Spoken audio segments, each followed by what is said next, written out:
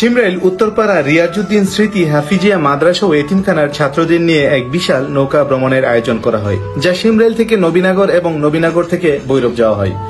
গত বুধবার ভোর 6টার সময় মাদ্রাসা প্রাঙ্গণ থেকে সকল ছাত্রদের নিয়ে নৌকায় যাওয়া হয়। নৌকাতে আমরা সকালের রান্না এবং দুপুরের রান্না করব বলে রান্না করার সকল আয়োজন নিয়ে নৌকাতে উঠি। প্রথমেই মিলাদ ও দোয়ার মাধ্যমে মহান আল্লাহর নামে নৌকা ভ্রমণ শুরু হয়। লা ইলাহা ইল্লাল্লাহু মুহাম্মাদুর রাসূলুল্লাহ। চলতে চলতে আমরা শিমরেল বিল থেকে বুড়ি নদী ধরে নবীনগরের পথে নৌকা চলতে থাকে। ইঞ্জিন চালিত নৌকার শব্দ আর আঁকাবাঁকা নদীর বুকে চলাচল করা নৌকার সমাহার যেন নদীতে এক অপরূপ সৌন্দর্যের সৃষ্টি করেছে, যা মাদ্রাসার ছাত্ররা দেখে অত্যন্ত আনন্দিত হয়েছে। নদীমাতৃক দেশ হিসেবে বাংলাদেশের পরিচিতি সর্বাধিক। এদেশের অসংখ্য নদী নালা জালের মতো ছড়িয়ে ছিটিয়ে রয়েছে। বাঙালি হাজার বছরের ঐতিহ্যে নৌকার প্রচলন প্রতিটা বাঙালির রক্তে মিশে আছে। নদীবাহিত পলিমাটি এদেশের বিস্তীর্ণ ফসলের মাঠ অতি সহজেই উর্বর ও সবুজ শ্যামল করে তোলে। এছাড়াও নদীর তীরে গড়ে উঠেছে হাজার হাজার নগর বন্দর। তাই প্রবাহমান নদী যেন এদেশের প্রাণের সঞ্চার করে।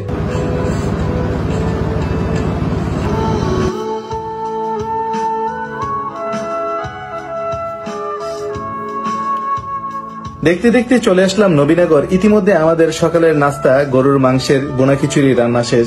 আমরা নবীনগর নৌকাঘাটে সকালের খাবার খাই। আমরা আসলে সকালে নাস্তা করছি, এখন সকালের খাবার। এই খিচুড়ি কেমন হয়েছে?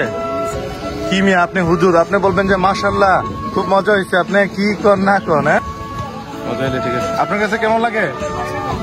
ভালো হয়েছে, ওকে। এবং নবীনগর লঞ্চঘাটের সৌন্দর্য উপভোগ করি।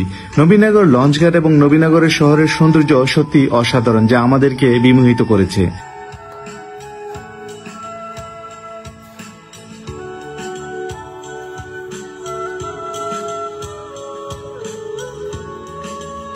আমরা নবীনগর নৌকাঘাটে সকালের খাবার খেয়ে এখানকার সৌন্দর্য উপভোগ করে রওনা দিই ভৈরবের উদ্দেশ্যে। আমরা তিতাস নদীর মনোমুগ্ধকর সৌন্দর্য দেখতে দেখতে অতিক্রম করে মেঘনা নদী দিয়ে যাত্রা শুরু করি।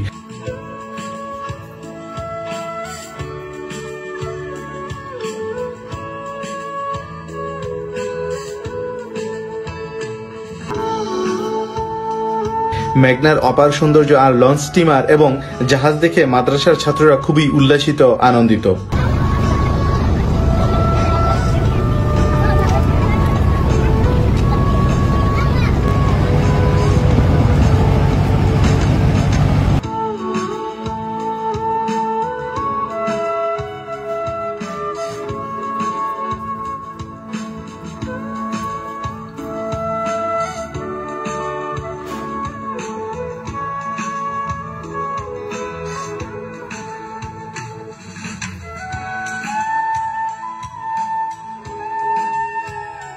বাদাম আর পেয়ারার ভর্তা খেতে খেতে আমরা ভৈরবের কাছাকাছি চলে আসি। ভৈরবের কাছাকাছি আসা মাত্রই চোখে পড়ল সিমেন্ট ফ্যাক্টরি, বাংলাদেশের বৃহৎ ও প্রথম সার ফ্যাক্টরি। ভৈরব আশুগঞ্জ শহরের চিত্র এবং মেঘনা সেতু, যা দেখে মাদ্রাসার ছাত্ররা আনন্দে উল্লাসিত হয়েছে।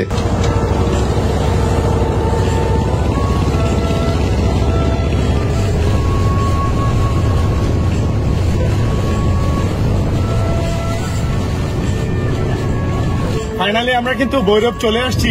দীর্ঘ পথ অতিক্রম করে এবং বাংলার গ্রাম বাংলার ঐতিহ্য নৌপথ অতিক্রম করে কিন্তু আমরা ভৈরব চলে আসছি এবং ভৈরবের সৌন্দর্য আমরা এখন উপভোগ করবো। এবং ভৈরবের যে মেঘনা নদী এবং মেঘনা ব্রিজ যে আছে, আমরা তার সৌন্দর্য কিন্তু উপভোগ করবো এবং মেঘনা নদীতে আমরা গোসল করব, আনন্দ করব, উল্লাস করব।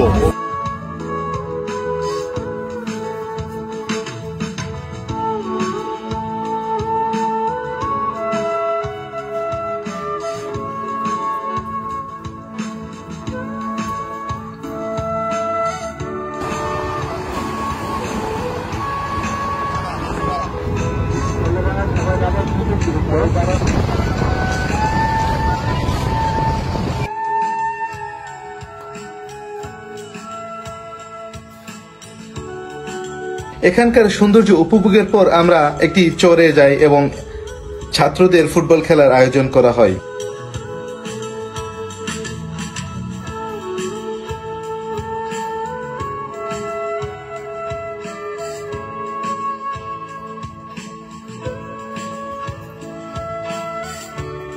খেলা শেষে মেঘনা নদীতে আমরা সবাই মিলে গোসল করি, গোসল করে অনেক আনন্দ করি।